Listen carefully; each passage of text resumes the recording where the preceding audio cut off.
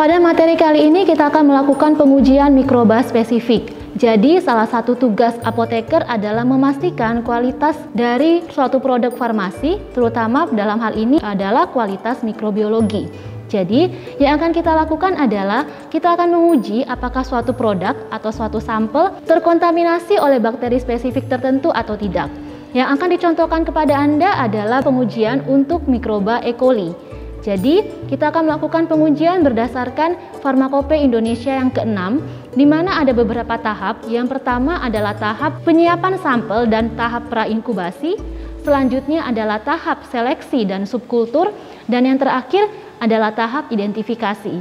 Di masing-masing tahap akan digunakan media-media yang berbeda dan hasil-hasil reaksi yang berbeda dari media tersebut dengan bakteri E. coli yang mungkin ada dalam produk tadi. Kita ikuti bersama bagaimana cara pengerjaannya. Proses pengerjaan di lab mikrobiologi diawali dengan teknik aseptik, yaitu membersihkan area kerja dengan cara dilakukan penyemprotan menyeluruh dengan alkohol kepada seluruh permukaan meja, kemudian dilakukan pengelapan searah. Jadi dengan tisunya diangkat, kemudian dilakukan lap searah, dibersihkan seluruh permukaan meja kerjanya. Pada materi kali ini kita akan melakukan pengujian mikroba spesifik dengan berdasarkan metode yang tertera pada Farmakope Indonesia ke-6. Yang kita akan lakukan kali ini adalah kita akan menguji apakah dalam sampel air terdapat cemaran Escherichia coli atau tidak. Jadi kita akan menguji menggunakan metode pengujian untuk E. coli.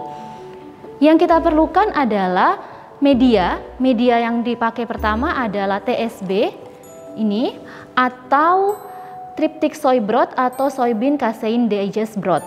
Ya, media ini digunakan pada tahap pra-inkubasi untuk pengenceran sampel. Jadi, sampel akan dimasukkan ke dalam media ini, setelah itu kita inkubasi terlebih dahulu. Apabila ada pertumbuhan, baru dipindah ke tahap selanjutnya, seleksi dan subkultur menggunakan media McConkey broth. Jika ada pertumbuhan dari media McConkey broth, baru dipindahkan kembali ke media McConkey agar untuk tahap seleksi dan subkultur. Setelah itu, apabila ada hasil positif dari McConkey agar, ini menandakan yang tumbuh di sini adalah E. coli. Selanjutnya akan dilanjutkan dengan tahap identifikasi menggunakan media-media, diantaranya media nutrien broth yang akan digunakan untuk uji indol, media MRVP, methyl red Voges Proskauer broth yang akan digunakan untuk uji methyl red dan untuk uji Voges Proskauer. Kemudian juga ada media sitrat untuk pengujian sitrat dan media Kigler Iron agar untuk pengujian uji fermentasi glukosa dan laktosa. Ya, ini akan dilakukan pada tahap identifikasi.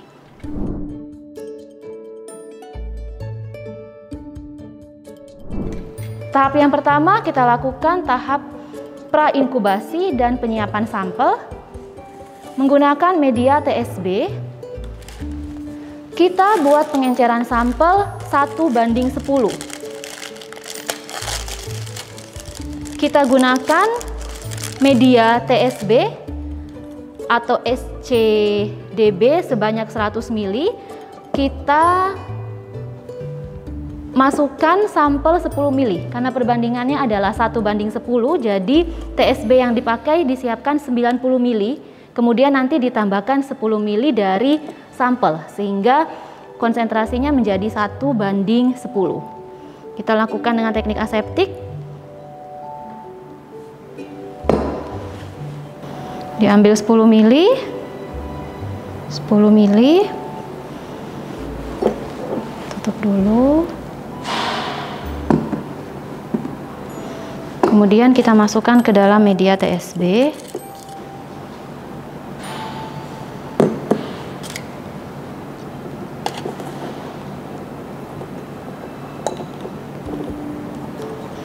Setelah ini media TSB akan diinkubasi dulu pada suhu 30–35 derajat Celcius selama 24 jam. Jika hasilnya positif, baru kita lanjutkan ke tahap selanjutnya.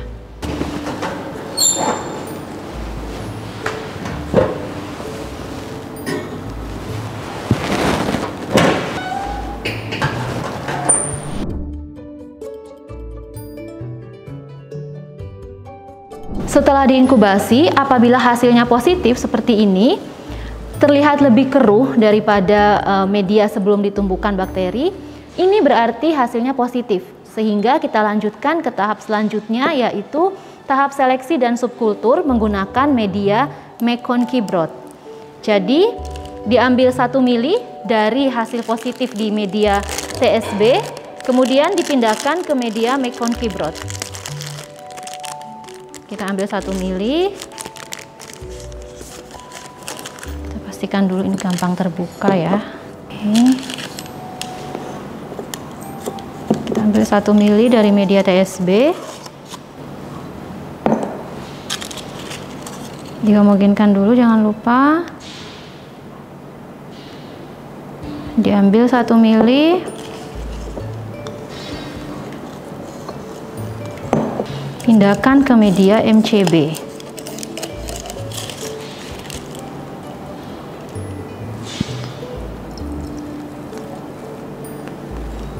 Kemudian media MCB ini akan diinkubasi kembali pada suhu 42 sampai 44 derajat Celcius selama 24 jam.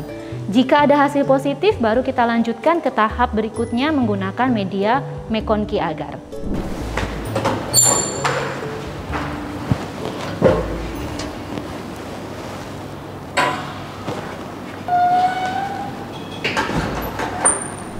Setelah diinkubasi, media McConkey broth yang ditumbuhi oleh E. coli akan berubah warna menjadi warna kuning.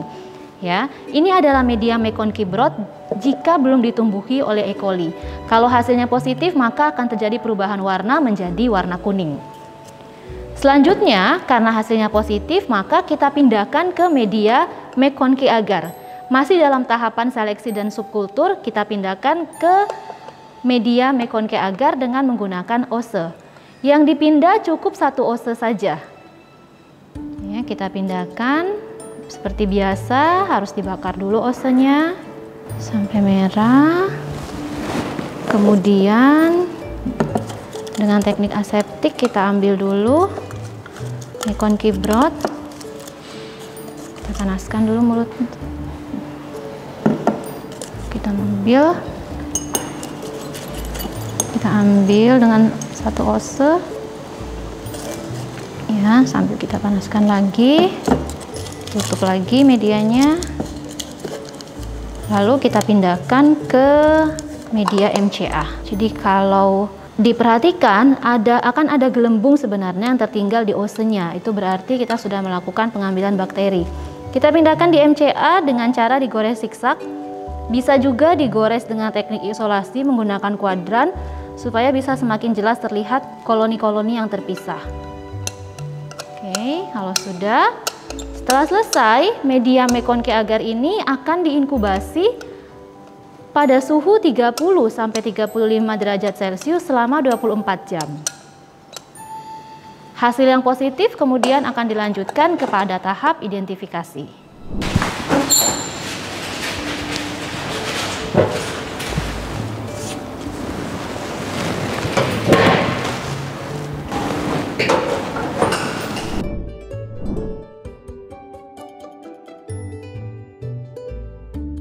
Pada tahap selanjutnya, kita akan melihat hasil yang sudah diinkubasi dari MCA.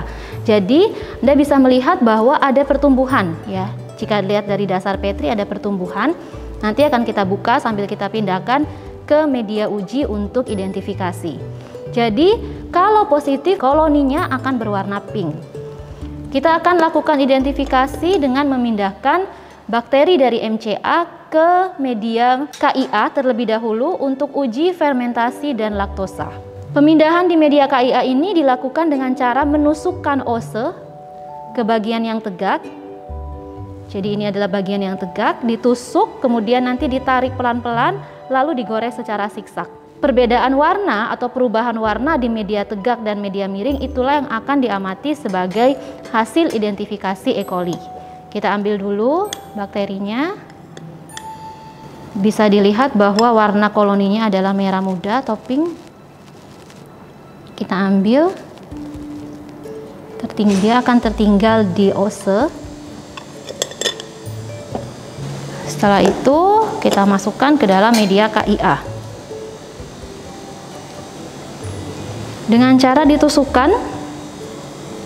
Ya, ini ditusukkan di bagian yang tegak, ditusuk ke dalam sampai dasar, lalu dikeluarkan pelan-pelan. Saat menyentuh bagian miring, maka digores secara siksak. Ini digoreskan siksak. Ya.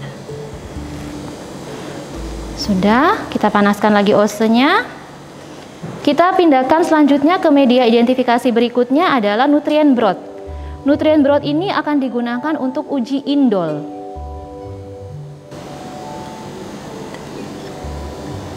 Ini kita ambil lagi bakterinya. Ya. Kita ambil, kemudian kita masukkan ke media nutrien broth.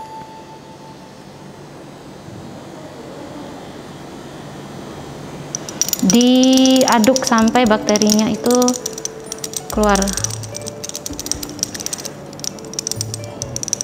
Ya, sudah. Panaskan lagi, lalu kita lakukan identifikasi berikutnya ke media methyl red Voges Proskauer. Dua media karena akan dilakukan dua uji yang berbeda, tapi menggunakan media yang sama. Kita ambil lagi dari MCA.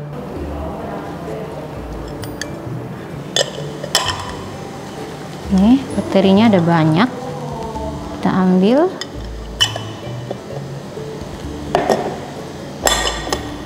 Kemudian kita masukkan ke media MRVP yang pertama.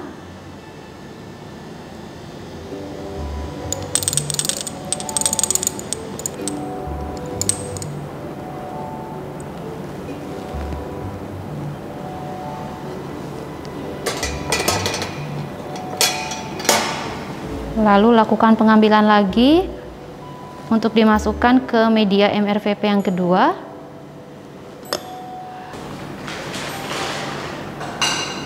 Nah, kita ambil lagi bakterinya. Oke. Kita pindahkan ke media MRVP yang kedua.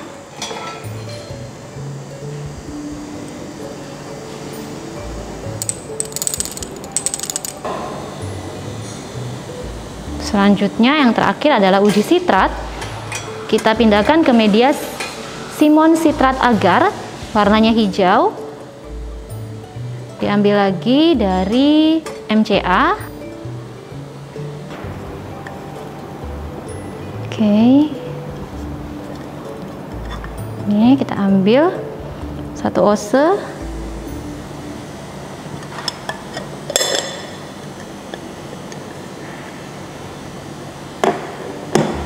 Kita pindahkan ke media MCA.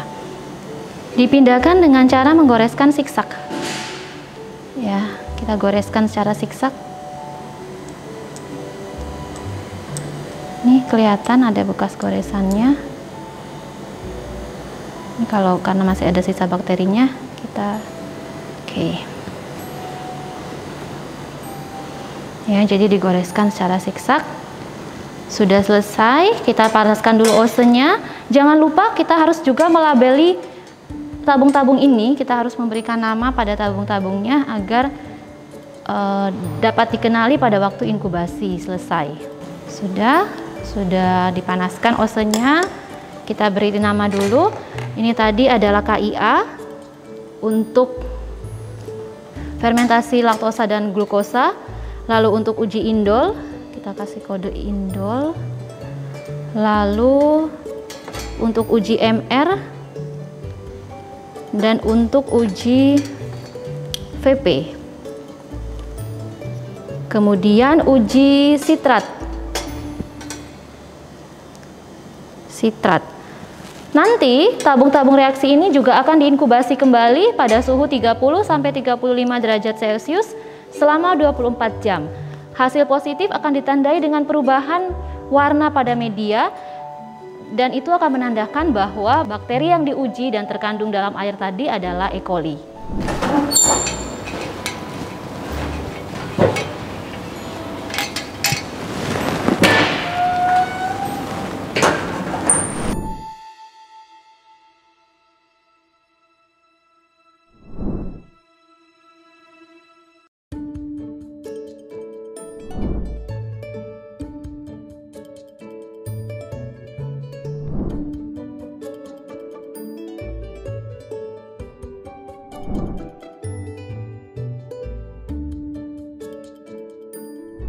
Oke, setelah selesai praktikum, maka yang harus dilakukan adalah desinfeksi kembali area kerja Anda. Jadi diawali dengan matikan lampu spiritusnya dan pindahkan dulu alat dan bahan yang tidak lagi diperlukan. Atau Anda bisa sisihkan, lalu area yang lain Anda semprotkan dulu dengan alkohol, disemprot merata. Oke, kita bagi dua karena di sebelah sana masih ada alat bahannya. Kita lap searah. Kemudian kita ganti tisunya, kita pindahkan alat dan bahan dari sisi yang lain, dan kita lakukan desinfeksi di sisi sebelahnya. Kita semprot lagi meja sisi sebelahnya, lalu kita bersihkan, gunakan tisu yang baru ya. Kita gunakan tisu yang baru, ambil lagi dari sisi tengah, lalu dilap ke arah samping. Rapikan alat dan bahan yang tertinggal di meja. Setelah itu, kita bisa meninggalkan laboratorium dengan mencuci tangan terlebih dahulu. Demikian prosedur praktikum yang sudah ditayangkan. Semoga apa yang telah ditayangkan ini bermanfaat untuk Anda dalam membantu Anda memahami materi mikrobiologi farmasi dan dapat menjadi bekal bagi Anda yang kelak akan menjadi apoteker dalam menerapkan pengujian-pengujian mikrobiologi di tempat Anda bekerja nantinya. Terima kasih atas perhatiannya, selamat belajar dan semoga selalu sehat.